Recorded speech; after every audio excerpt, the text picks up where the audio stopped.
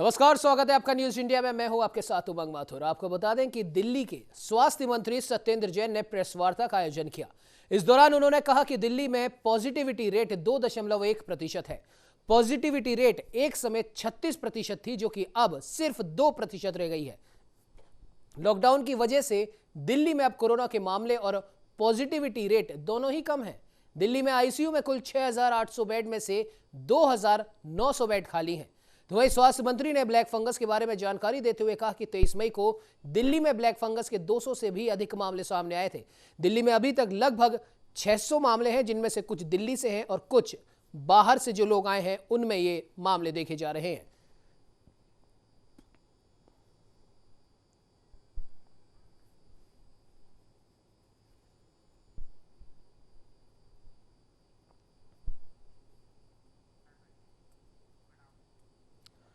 तो मैं आपको बता दें कि केंद्रीय मंत्री के निर्देश के बाद यास तूफान को देखते हुए पत्तन, पोत परिवहन और जलमार्ग मंत्रालय में नियंत्रण कक्ष स्थापित किया है। इसके साथ ही पोत परिवहन कंपनियों और ऑपरेटरों को परामर्श जारी किया गया ताकि वे क्षेत्र में जहाजों के लिए आवश्यक सुरक्षात्मक उपाय कर सके। इसके साथ ही हाईमास्ट लाइटों को अपनी ऊंचाई कम करने और विभिन्न उड़ने वाली वस्तुओं और सामग्रियों को सुरक्षित करने के निर्देश जारी किए गए।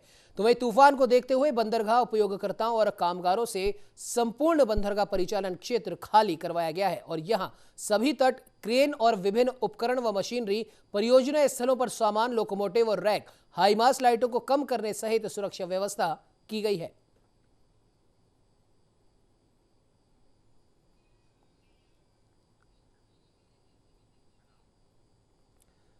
तो वहीं छत्तीसगढ़ के मुख्यमंत्री भूपेश बघेल ने कहा कि कोरोना की स्थिति प्रदेश में फिलहाल नियंत्रण में है, लेकिन फिर भी सावधानी बेहद जरूरी है। इसके साथ ही मुख्यमंत्री ने अपील करते हुए कहा कि जरूरी होने पर ही घर से बाहर निकलें, हमें लापरवाही नहीं बरतनी। इसके साथ ही मुख्यमंत्री ने लोगों से वैक्सीनेशन की भी अपील की है।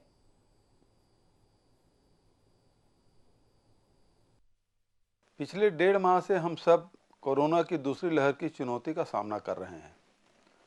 कोविड संक्रमण के खिलाफ यह लड़ाई कठिन थी, लेकिन आप सब ने पूरी जिम्मेदारी से यह लड़ाई लड़ी। इस लड़ाई का कठिन समय अब गुजर चुका है और कोविड संक्रमण की स्थिति हमारे राज्य में अब काफ़ी नियंत्रण में है। एक समय हमारे राज्य में संक्रमण का आंकड़ा 17,000 तक पहुंच गया था, जो अब घटकर 4,000 के लगभग हो गया है। पॉजिटिविटी की दर भी अब घटकर 5% के लगभग आ गई है। कोरोना की किसी भी चुनौती से निपटने के लिए राज्य सरकार पूर्ण रूप से तैयार है। हमने इससे निपटने के लिए सभी आवश्यक संसाधन जुटा लिए हैं। कोविड संक्रमण को नियंत्रण में लाने में बहुत सारे लोगों का कठिन परिश्रम और दिन रात की मेहनत शामिल है। तो पश्चिम बंगाल की मुख्यमंत्री ममता बनर्जी लगातार राज्य सचिवालय में रहकर यास तूफान के राहत कार्यों की मॉनिटरिंग कर रही हैं। इसे लेकर मुख्यमंत्री ने पत्रकारों को बताया कि राज्य सरकार राहत के कार्यों के लिए जुटी हुई है। साथ ही मुख्यमंत्री ने कहा कि चक्रवात के आने से पहले की स्थिति से निपटने के लिए 10 जिलों में सैनिकों को तैनात किया गया है। उत्तर और दक्षिण 24 परगना, पश्चिम मिदनापुर, झारग्राम, बीरभूम, पुरुलिया, बर्दवान, हावड़ा, हुगली और नदिया में 18 कंपनियां तैनात की गई हैं। साथ ही सरकारी और निजी संपत्ति को होने वाले नुकसान को कम करने के लगातार प्रयास किए जा रहे हैं ताकि इसकी जल्द से जल्द मरम्मत की जा सके।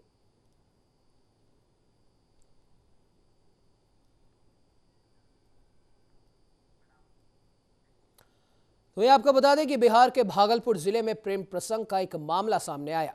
मामले को लेकर युवती के परिजनों ने युवक की जमकर पिटाई की।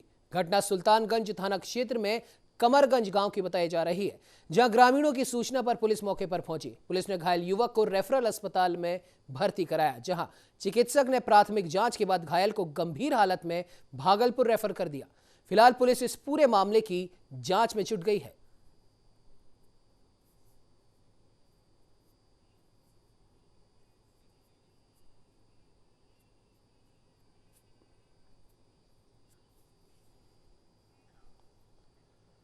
तो ये भागलपुर के गोपाल गेट के पास एक महिला अपने पति को छोड़ने पर ससुराल के मुख्य दरवाजे पर धरने पर बैठ गई। इस मामले में महिला जूली देवी ने कहा कि पति हमें छोड़कर दिल्ली रवाना हो गए और इसकी भनक लगने पर मायके से वो पति के घर पहुंची तो उन्हें पता लगा कि उनके पति तो यहाँ है ही नहीं। पति की माता उषा देवी उन्हें घर में घुसने नहीं दे रही। इस कारण घर के मुख्य दरवाजे पर छोटे छोटे 3 बच्चों के साथ ये महिला अपने ससुराल में धरना देकर बैठी है। हम भी आ गए, मुझे नहीं पता तो ऐसा करेगा मुझे छोड़ कितना दिन के। पहले शादी हुआ आपका? शादी 2010 में हुआ है। 2010 के बाद यहाँ आए हैं? हाँ, कितनी बार कोशिश की घर में रहे? घर में घर में कोशिश रहे? हम कितनी बार घर में रहे हैं? कोशिश कितनी बार की है, लेकिन हमको आने नहीं दिया गया। घर में रहे हैं? कोशिश की है सर, लेकिन जब अकेली हम लड़की क्या करते हैं, आप उसको लेके आता तो हम नहीं आते। मान लीजिए जब 3 बच्चा है मेरे साथ, आज अगर ऐसा मन होता मेरा तो हम 3 बच्चा पैदा करते हैं। बोल लीजिए मेरी बात। यहाँ कितने बार आया है? कौन? मेरा पति तो आता ही रहता है, मुझे नहीं आप लाता। कितने बार आए हैं? हम आए हैं सिर्फ शादी में ही, हम 2 महीना रहे, उसके बाद जो मुझे लेके गया है, हम यहाँ नहीं रह पाए। दूसरे वहाँ जब हंगामा हुआ दिल्ली में, महिला मंडल में भी मेरा कंप्लेन हुआ, वहाँ से क्या नाम है आपका? धर्मेंद्र चौधरी। आपका क्या नाम है? मेरा नाम जूली है। कहाँ घर हुआ? मेरा घर तारापुर धौनी। हाँ? पति से बात हो रहा है? पति से अभी बात हुई है। क्या बोल रहा है? क्या बोल रहा है? 1 महीने के बाद आएगा, इसके पहले हम क्या खाएंगे? क्या बात हुआ अभी? 1 महीने के बाद हम आएंगे। तो वहीं बवानीखेड़ा के गांव कुंगड़ में किसान आंदोलन को 6 महीने पूरे होने और किसानों की मांगों को लागू नहीं होने के रोष में किसानों द्वारा काला दिवस मनाया। ये काला दिवस अखिल भारतीय किसान सभा तहसील प्रधान राजेश कुंगड़ की अध्यक्षता में मनाया गया, जहां महिलाओं ने भी इसमें हिस्सा लिया। इस मौके पर प्रधान राजेश कुंगड़ ने बताया कि आज किसान आंदोलन को 6 महीने पूरे हो चुके हैं, लेकिन सरकार अपनी हठधर्मिता पर अड़ी हुई है, जिस कारण से किसान परेशान है। साथ ही उन्होंने कहा कि जब तक तीनों कृषि कानून वापस नहीं लिए जाएंगे, तब तक किसानों का यह आंदोलन जारी रहेगा।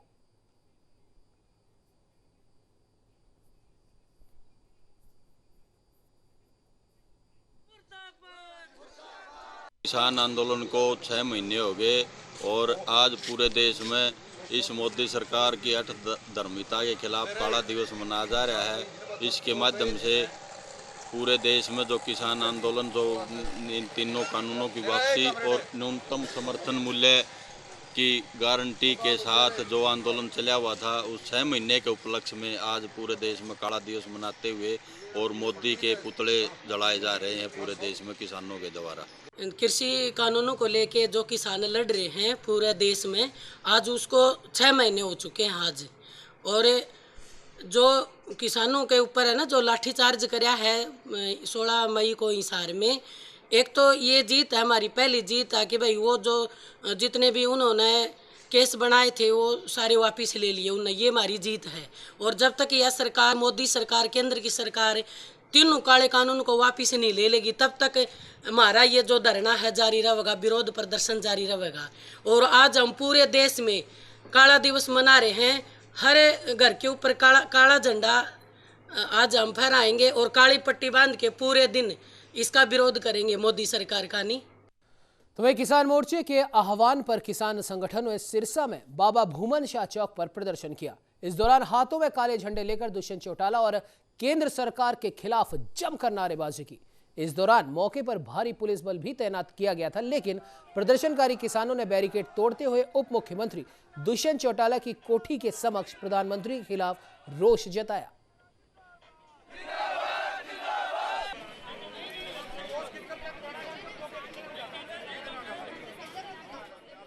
आज हमने बुद्ध पूर्णिमा भी मनाई है, उसके साथ साथ हम ब्लैक डे के रूप में मना रहे हैं। आज हमारे किसानों को दिल्ली में बैठे हुए 6 महीने हो गए, तो आज उसी कड़ी में हमने संयुक्त मोर्चा की कॉल पर हमारे सभी साथियों के सहयोग से आज हमने दुष्यंत चौटाला, रणजीत सिंह चौटाला के घर के बाहर अपने प्रधानमंत्री नरेंद्र मोदी, खट्टर और कृषि मंत्री दुष्यंत चौटाला और रणजीत सिंह का पुतला फूका है। और प्रशासन ने हमें वहाँ रोकने की कोशिश की। हमने उनको टाइम भी दिया कि 10 मिनट के अंदर हमें ये कीकर तक जाने दो। हम किसान के बेटे हैं, जो हम वादा करते हैं वो पूरा करते हैं। जो कि हमने किसान के बच्चों ने वो वादा पूरा किया और हमने यही दुष्यंत चौटाला के घर के बाहर आके हमने पुतला। तो वहीं आपको बता दें कि कोरोना महामारी की दूसरी लहर का कहर ग्रामीण अंचल में ज्यादा देखने को मिल रहा है। ऐसे में जयपुर ग्रामीण के सांसद कर्नल राज्यवर्धन सिंह राठौड़ लगातार दृढ़ संकल्पित हैं कि जयपुर ग्रामीण को कोरोना मुक्त रखा जाए। इसी कड़ी में आज उन्होंने जयपुर जिला प्रशासन को 100 oxygen concentrator, PPE kit, sanitiser और ग्लव्स सौंपे हैं। तो वहीं न्यूज इंडिया संवाददाता लखवीर सिंह शेखावत ने कर्नल राज्यवर्धन सिंह राठौड़ से की खास बातचीत। वैश्विक महामारी कोरोना की दूसरी लहर का ज़्यादा असर ग्रामीण अंचल में देखने को मिल रहा है, जहां पर गांव ढाणियों तक ये महामारी पहुंच चुकी है। ऐसे में स्थानीय जनप्रतिनिधियों की भूमिका ज़्यादा अहम हो जाती है। जयपुर ग्रामीण से सांसद कर्नल राज्यवर्धन सिंह राठौड़ लगातार सक्रिय हैं और इस पूरी भूमिका में मजबूत नजर आ रहे हैं। आज उन्होंने जिला प्रशासन को oxygen concentrator, PPE kit, mask और सैनिटाइजर वितरित किए ताकि मजबूती से लड़ा जा सके। खास बातचीत करते हैं राठौड़ साहब से। राठौड़ साहब, आज जिस प्रकार से ऑक्सीजन कंसंट्रेटर आपने भेंट किए हैं जिला कलेक्टर महोदय को, किस प्रकार से देखते हैं कितनी मजबूती से इस महामारी से लड़ा जा सकेगा? देखिए, इस समय हर व्यक्ति को अपनी पूरी ताकत लगानी है ताकि ज़्यादा से ज़्यादा जान बचे।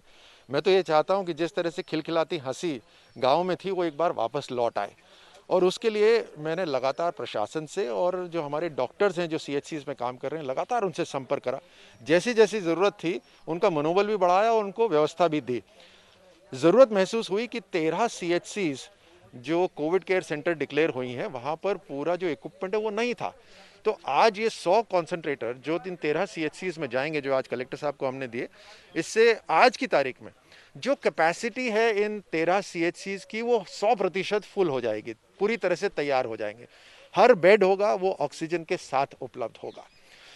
इसके साथ साथ सैनिटाइजर्स, पीपीई किट्स, मास्क, ताकि हमारे डॉक्टर्स हैं और हमारे जो सर्वे करने के लिए टीम जाती हैं वो पूरी तरह से सुरक्षित रहें, ये बहुत ज़रूरी है।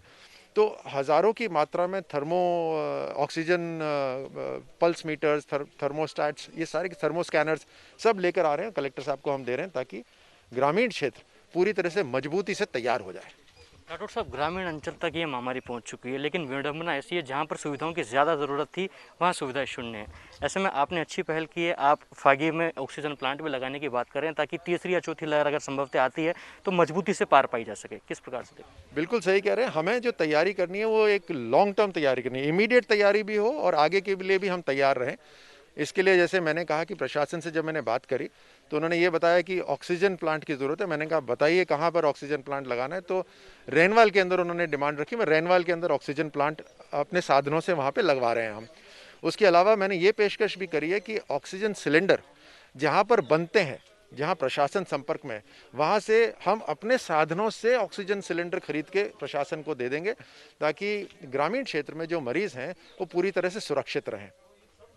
राठौड़ साहब, ऑक्सीजन वैक्सीनेशन को लेकर लगातार सियासत हो रही है। आज इस प्रकार की चर्चा है कि आज की ही वैक्सीनेशन उपलब्ध है, उसके बाद ठप हो जाएगी वैक्सीनेशन। केंद्र पर आरोप राज्य सरकार लगा रही है कि उपलब्ध जितनी व्यवस्था होनी चाहिए थी उतनी वैक्सीनेशन उपलब्ध नहीं हो पा रही है। देखिए, सबसे पहले तो ये जो आरोप हैं ये बहुत ही गलत हैं। ये ऐसे समय पे राजनीति करना बहुत गलत है। यहाँ पे सरकार है, राज्य सरकार है, वो विपक्ष नहीं है। तो राज्य सरकार को अपनी जिम्मेदारी निभानी चाहिए पूरी तरह से। और उसके अंदर राज्य सरकार ने जब इस तरह के आरोप लगाए साहब कि केंद्र उनके साथ एक एक दोहरापन कर रहा है, व्यवहार दोहरापन का कर रहा है, तो केंद्र ने कहा कि आप बाहर से ले आइए। लेकिन बाहर भी उपलब्ध नहीं है, वो राज्य सरकार को पता चल गया। अब वापस आ गए कि केंद्र सेंट्रल टेंडरिंग करे।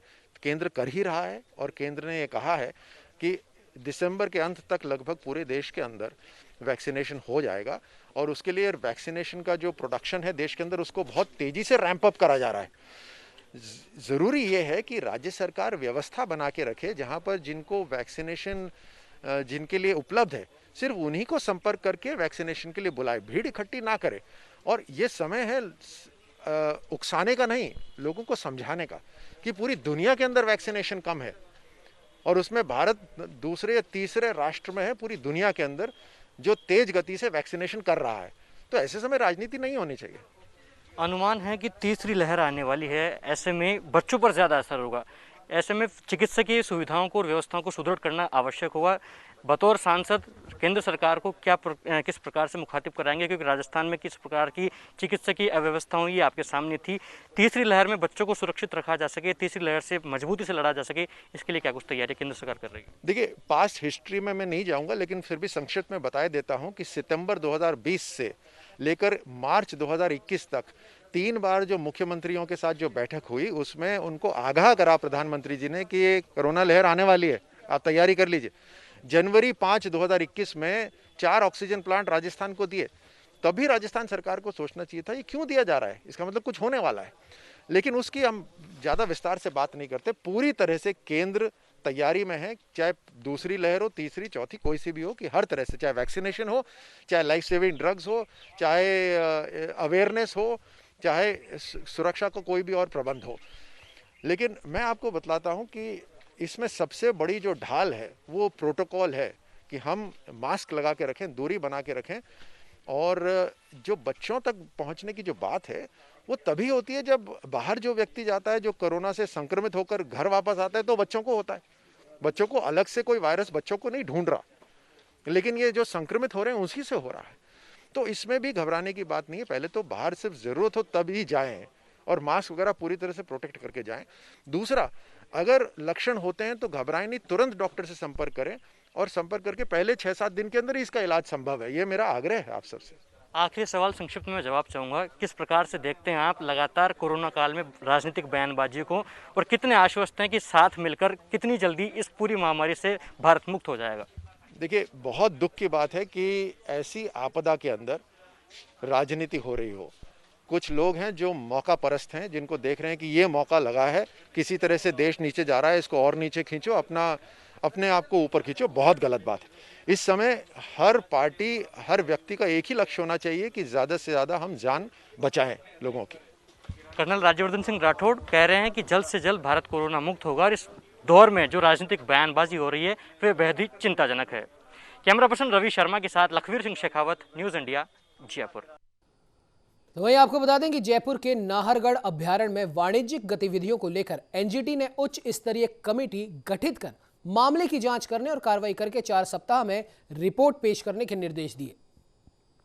दरअसल नाहरगढ़ सेंचुरी में अवैध वाणिज्यिक गतिविधियों को लेकर वन प्रेमी राजेंद्र तिवारी की ओर से एक याचिका पेश की गई थी, जहां दायर याचिका की सुनवाई करते हुए एनजीटी की ओर से निर्देश जारी किए गए। तो वहीं मामले में जांच और कार्रवाई के लिए कमेटी में जयपुर जिला कलेक्टर, वन विभाग के चीफ, वाइल्ड लाइफ वार्डन और Rajasthan state pollution control board को शामिल किया गया। साथ ही एनजीटी की ओर से निर्देश दिया गया कि कमेटी मौके पर जाकर परिवाद में वर्णित तथ्यों की जांच करके कार्रवाई की रिपोर्ट पेश करे। कोरोना संक्रमण के चलते एनजीटी ने परिवादी को सभी रेस्पोंडेंट को ईमेल, व्हाट्सएप, टेलीग्राम के जरिए नोटिस पहुंचाने की भी जिम्मेदारी दी है, और अब मामले की अगली सुनवाई 23 अगस्त को होगी।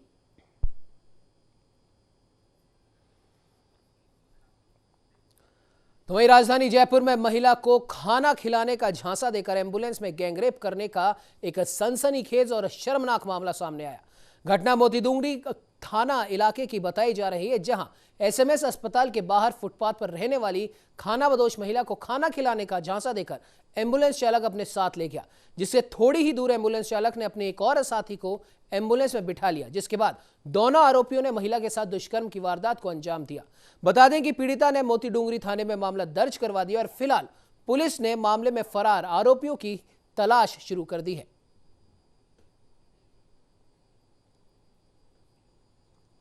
ऑफिशियल जो बात सामने है वो 2 जने हैं, तो अगर 2 जने हैं तो गैंगरेप की श्रेणी में है वो, और क्योंकि अनुसूचित जाति की महिला है तो उसमें SC/ST एक्ट भी हमने लगाया है, और इन्वेस्टिगेशन जो हमारे एसीपी साहब गांधीनगर जो है वो उसको इन्वेस्टिगेट कर रहे हैं। आरोपी कौन लोग थे? आरोपी एम्बुलेंस चालक ही हैं, और जो प्राइवेट एम्बुलेंस जो लगती हैं एसएमएस के आसपास, और उसमें काफ़ी हमको लीड मिली है, और जल्दी शायद हम सफल होंगे निश्चित रूप से। वही मैं आपको निवेदन कर रहा हूँ कि लीड मिली हमको, और निश्चित रूप से हम उसमें सफल होंगे, ऐसी मुझे उम्मीद है। राजधानी जयपुर के मोतीडूंगरी थाना इलाके में एक एम्बुलेंस चालक और उसके दोस्त ने खानाबदोश महिला के साथ गैंगरेप की वारदात को अंजाम दिया। दरअसल घटना 24 मई की बताई जा रही है। महिला को झांसा दिया गया कि दोनों उसे खाना देंगे, और इसके बदले महिला को एम्बुलेंस में बैठाया, और चलती एम्बुलेंस में दोनों ही शख्स ने गैंगरेप किया। बहरहाल मोतीडूंगरी थाना पुलिस ने मामला दर्ज कर लिया है। सूत्रों से मिली जानकारी के अनुसार दोनों ही आरोपियों को ट्रेस कर लिया है, हिरासत में ले लिया गया है। वहीं महिला के 164 के बयान दर्ज किए जा रहे हैं। थानाधिकारी सुरेंद्र पंचोले ने बताया कि जल्द जैसे ही 164 के बयान हो जाएंगे, दोनों आरोपियों को जल्द से जल्द गिरफ्तार कर सख्त कार्रवाई की जाएगी। सहयोगी दिनेश पारे के साथ दीपक चावला, न्यूज इंडिया, जयपुर। तो ये जयपुर जिले के बगरू क्षेत्र में गाय को बचाने के चक्कर में बेकाबू होकर सोयाबीन तेल का टैंकर पलट गया। हादसे में टैंकर चालक और खलासी के मामूली चोटें आई हैं, लेकिन घटना के बाद आसपास के लोग मौके पर मदद करने की बजाय बर्तनों में तेल भरकर ले गए। दरअसल बगरू में सोयाबीन तेल से भरा टैंकर पलटने से तेल सड़क पर फैल गया, जिसके बाद पुलिस के पहुंचने से पहले टैंकर चालक की मदद करने की जगह लोग सड़क पर बिखरा हुआ तेल बटोरने में लगे हुए थे। पुलिस के मुताबिक बगरू क्षेत्र के रावना गांव के पास यह हादसा घटित हुआ।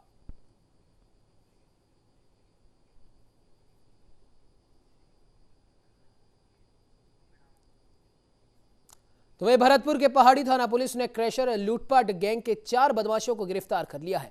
इसे लेकर थानाधिकारी सुनील गुप्ता ने बताया कि बदमाश शौकीन, हाकम, जुबेर, तौफिक के खिलाफ 1 दर्जन से भी अधिक लूट के मुकदमे पहले से दर्ज है। लूटपाट के मामलों में आईपीएस बंदिता राणा जांच कर रही थी, जिसके बाद बदमाशों को गिरफ्तार किया गया। फिलहाल पुलिस मामले की आगे की जांच में जुटी है।